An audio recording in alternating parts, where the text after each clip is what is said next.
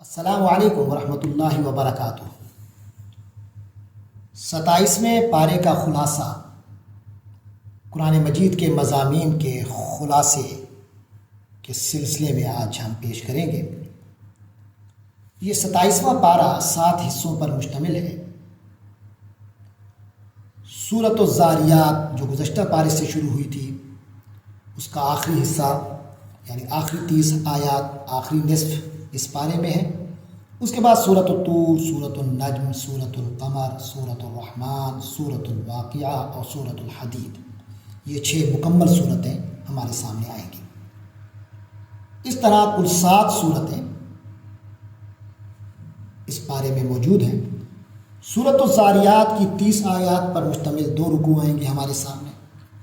سورۃ الطور کی 49 آیات پر مشتمل 2 رکوع، سورۃ النجم کی 62 آیات پر مشتمل 3 رکوع، سورۃ القمر کی 55 آیات پر مشتمل 3 رکوع، سورۃ الرحمن 78 آیات پر مشتمل 3 رکوع، سورۃ الواقعہ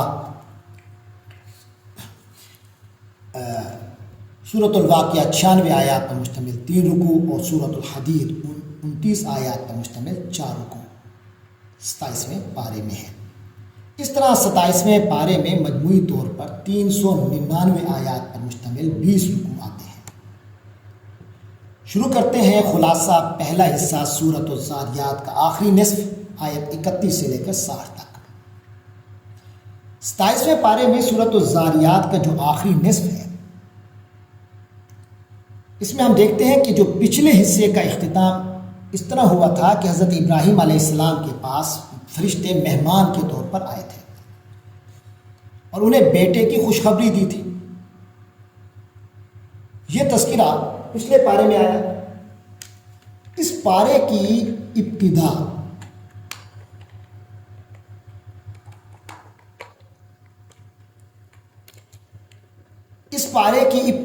اس طرح ہوتی ہے کہ حضرت ابراہیم علیہ السلام ان فرشتوں سے سوال کرتے ہیں کہ وہ بڑا معاملہ کیا ہے جس کے لیے آپ لوگ زمین پر تشریف لائے ہیں۔ تو وہ حضرت لوط علیہ السلام کی قوم کی طرف عذاب کے حوالے سے اپنی آمد کی خبر دیتے ہیں۔ اس کے علاوہ اس حصے میں فرعون اور اس کے متبعین کے دریا میں ڈبوئے جانے، قوم عاد کے ہوا کی زد میں آنے، قوم ثمود اور قوم نوح پر اللہ کی طرف سے عذاب آنے کا مختصر تذکرہ آئے گا۔ اس کے بعد سورۃ الطور شروع ہوتی ہے جو مکیہ ہے، 49 آیات پر مشتمل ہے، جو 2 رکوعوں میں ہے۔ اس سورۃ الطور کی جو ابتدا ہے وہ 5 قسموں سے ہو رہی ہے، اس بات پر کہ بے شک تیرے رب کا عذاب واقع ہو کر رہے گا، اسے کوئی بھی نہیں ٹال سکتا۔ اس کے بعد یہ سورت متقین کے دائمی مسکن یعنی جنت کا تذکرہ کرتی ہے کہ وہاں انہیں حور و غلمان، لذیذ پھل، گوشت اور لبالب جام جیسی نعمتیں مہیا ہوں گی، اور اہل جنت کی باہمی گفتگو بھی ہوگی جس میں اپنی دنیا کی بیتی ہوئی زندگی کے بھی تذکرے ہوں گے۔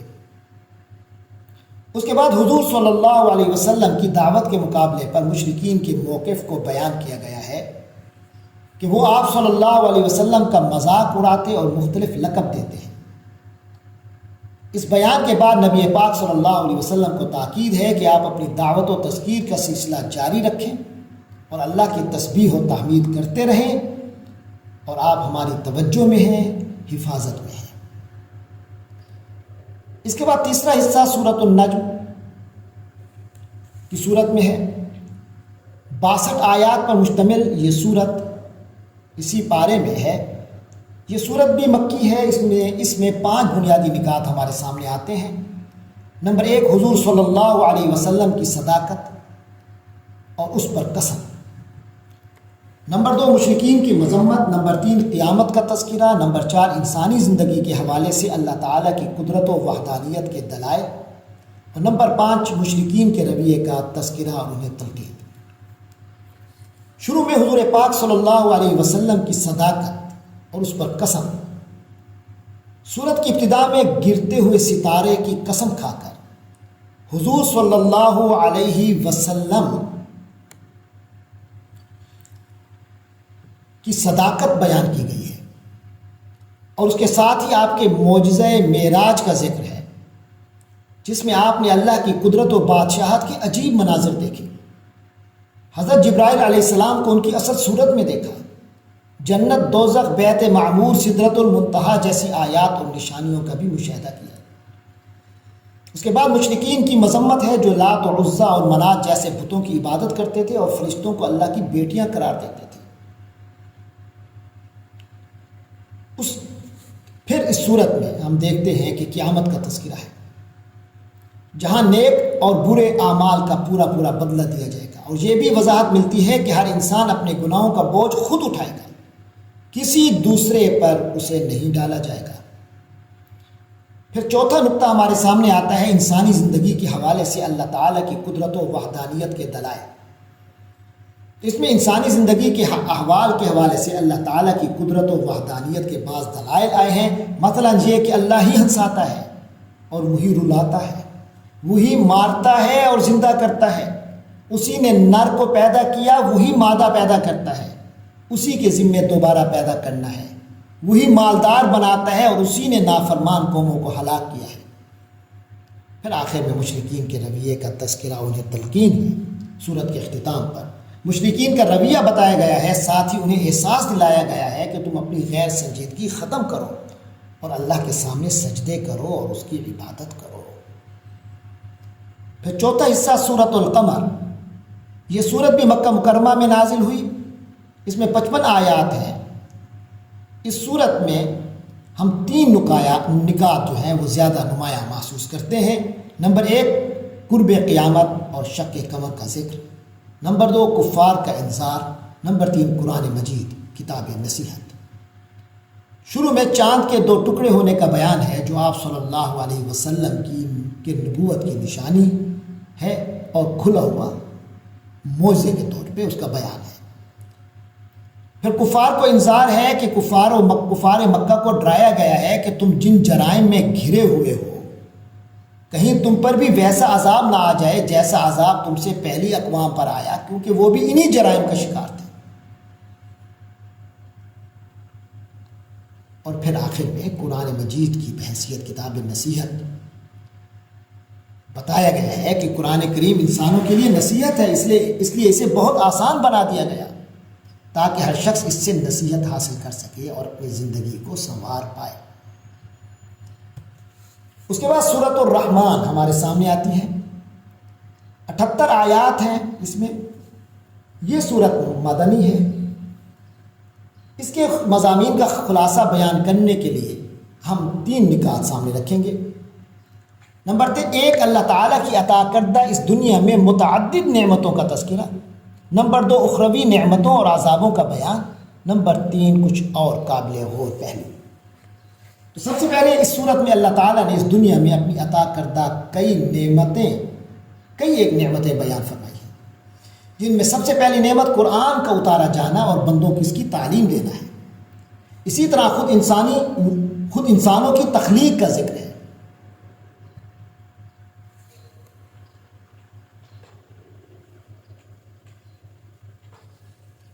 اور پھر صفحہ کائنات پر پھیلی ہوئی اللہ تعالیٰ کی مختلف نعمتیں، سورج، چاند، ستارے، درخت، اور پھر ان کی اللہ کے آگے سجدہ ریزی اور انسان کے لیے فوائد و ثمرات کا حامل ہونا وغیرہ، اور پھر پہاڑوں، دریاؤں، سمندری جہازوں اور ان سے ہونے والے مختلف فوائد جو انسان اٹھاتے ہیں ان کا تذکرہ ہے۔ پھر اس کے علاوہ اخروی نعمتوں اور عذابوں کا بھی بیان ہے، یعنی دنیاوی نعمتوں کے علاوہ اس صورت میں ان نعمتوں کا بھی تذکرہ ہے جو اچھے لوگوں کے لیے اللہ تعالیٰ نے آخرت میں مخصوص رکھی ہیں، اور اس کے علاوہ گندے لوگوں کے لیے عذاب کا بھی اس صورت میں بیان ہمیں نظر آتا ہے۔ پھر کچھ قابل غور پہلو۔ ان تمام نعمتوں اور احوال کا ذکر کرنے کے بعد اللہ تعالیٰ نے اس صورت میں 31 بار یہ سوال کیا ہے، فَبِأَيِّ آلَاءِ رَبِّكُمَا تُكَذِّبَانِ، یعنی اے انسان اور جن، تم اپنے رب کی کون سی نعمت یا عجائب و مظاہر قدرت کو جھٹلاؤ گے؟ پھر سورت کے اختتام پر فرمایا تیرے پروردگار کا نام بابرکت ہے، جو عزت و جلال والا ہے. تبارک اسم ربک ذی الجلال والاکرام. اس نام کے بارے میں اہل علم فرماتے ہیں کہ اس سے مراد وہ نام ہے جس سے اس سورت کی ابتدا ہوئی ہے، یعنی الرحمن. تو گویا اس طرف اشارہ کر دیا گیا کہ یہ تمام مظاہر قدرت، قرآن کی تعلیم، تمہاری اور ارض و سما کی تخلیق اللہ تبارک و تعالیٰ کے اسم الرحمن ہی کا نتیجہ ہے. اس کے بعد چھٹا حصہ سورۃ الواقعہ کی روشنی میں. یہ سورت مکیہ ہے، 96 آیات ہیں 3 رکوعوں میں. اس میں بھی ہم 3 نمایاں نکات اس کا خلاصہ بھی 3 نمایاں نکات میں پیش کریں گے. نمبر 1 قیامت کے وقوع کی ہلکی سی جھلک. نمبر 2 قیامت کے دن لوگوں کے 3 زمروں کا بیان. اور نمبر 3 اللہ تعالیٰ کی قدرت کاملہ کا بیان. اس سورت کے شروع میں قیامت کے واقع ہونے کی ہلکی سی جھلکی بتائی گئی ہے. پھر قیامت کے دن لوگوں کے 3 زمروں کا بیان ہے. اس صورت میں واضح کیا گیا ہے کہ قیامت کے روز انسانیت 3 زمروں میں تقسیم ہوگی: سابقین اولین، اصحاب الیمین اور اصحاب المشأمہ یعنی جہنمی لوگ. پھر اللہ تعالیٰ کی قدرت کاملہ کا بیان. اس صورت میں انسان کی تخلیق اور دیگر کئی ایک حوالوں سے اللہ تعالیٰ کی قدرت کاملہ کا بھی بیان آیا ہے کہ نطفہ سے بچے کی پیدائش، کھیت میں پودے اگانا، آسمان سے بارش نازل کرنا اور اسے پینے کے لیے میٹھا بنانا، درختوں سے آگ پیدا کرنا، یہ سب اللہ تعالیٰ ہی کی صناعی اور قدرت ہے. اس کے علاوہ کسی کے بس میں یہ نہیں. لہٰذا اس سورت کا اختتام پھر فسبح باسم ربک العظیم پہ ہوتا ہے. پھر 7واں اور آخری حصہ اس سورت کا، اس پارے کا، سورۃ الحدید کی روشنی میں آتا ہے. 29 آیات پر مشتمل ہے. یہ سورت مدنی ہے. الحدید کا معنی لوہا ہے. اس سورت میں ذکر ہے کہ اللہ تعالیٰ نے لوہا پیدا کیا. اس سورت کے مضامین کا خلاصہ بھی ہم 3 نکات میں پیش کریں گے. نمبر 1 کائنات میں سب کچھ اللہ کا ہے. نمبر 2 انسانیت کی ذمہ داری کے بارے میں ہے. اور تیسرے نمبر پہ دنیا کی زندگی کی حقیقت کا بیان ہے. سب سے پہلے کائنات میں جو کچھ ہے سب اللہ کا ہے. اس صورت میں یہ بات نمایاں طور پر بیان ہوئی ہے کہ کائنات میں جو کچھ ہے وہ سب اللہ کا ہے. وہی ہر چیز کا خالق ہے اور وہی ہر چیز کا حقیقی مالک ہے، اور ہر ایک چیز اسی کی حمد و ثنا بیان کرتی ہے. اس کی شان سب سے اعلیٰ ہے، وہ ہر نقص سے پاک ہے، وہ ہر چیز پر غالب ہے، ہر چیز میں اس کی شان ظاہر ہے. اس کے باوجود کوئی بھی اس کی حقیقت کو نہیں پا سکتا. وہ انسانی ادراک سے ماورا ہے. دوسرے نمبر پر اس صورت میں انسان کی یہ ذمہ داری بتائی گئی ہے کہ وہ اللہ اور رسول پر ایمان لائے اور دین کی سربلندی کے لیے مال اور جان قربان کرنے سے دریغ نہ کرے. جب سب اللہ کا ہے تو اسی کی راہ میں دینے میں رکاوٹ کیا ہے. اس ضمن میں مخلص اہل ایمان اور منافقین کا حال بیان کیا گیا ہے، اور یہ بتایا گیا ہے کہ قیامت کے دن مومنوں کو ایک نور حاصل ہوگا جس کی روشنی میں وہ چل رہے ہوں گے، جبکہ منافقین اس نور سے محروم ہوں گے. اور ایمان والوں کو خبردار کیا گیا ہے کہ وہ گمراہ ہو جانے والوں کو اس طرح اس دنیا کی ظاہر کشش سے، جو ان کو اللہ نے ظاہری طور پر کچھ کشش کی چیزیں دی ہیں، مومنوں کو وہ کشش دھوکے میں نہ ڈالیں. پھر دنیا کی زندگی کی حقیقت بتائی. انسان کے سامنے اس دنیاوی زندگی کی حقیقت بیان فرمائی کہ یہ دنیا دھوکہ ہے، سراب کی مانند ہے.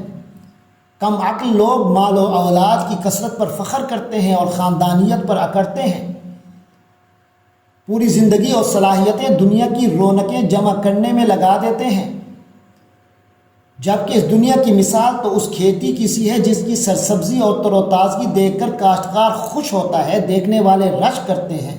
مگر ایک وقت آتا ہے کہ کوڑا کرکٹ بن کر سب کچھ ہوا میں اڑ جاتا ہے، بالکل فانی ہے، اور یہاں کسی چیز کو دوام حاصل نہیں ہے.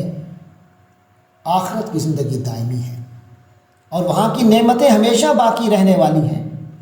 لہٰذا مسلمانوں کو حکم دیا گیا ہے کہ دوڑ لگانے اور ایک دوسرے سے آگے بڑھنے کا میدان جو ہے وہ اللہ کی مغفرت ہے اور جنت کے حصول کی کوشش ہے.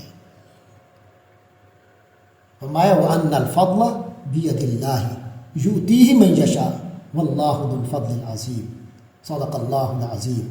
اللہ تبارک و تعالیٰ سے دعا ہے کہ وہ ہمیں قرآن اور قرآن کی تعلیمات سے وابستہ رکھے، کسی مرحلے میں ہمیں غافل نہ بنائے۔ وآخر دعوانا ان الحمد للہ رب العالمین۔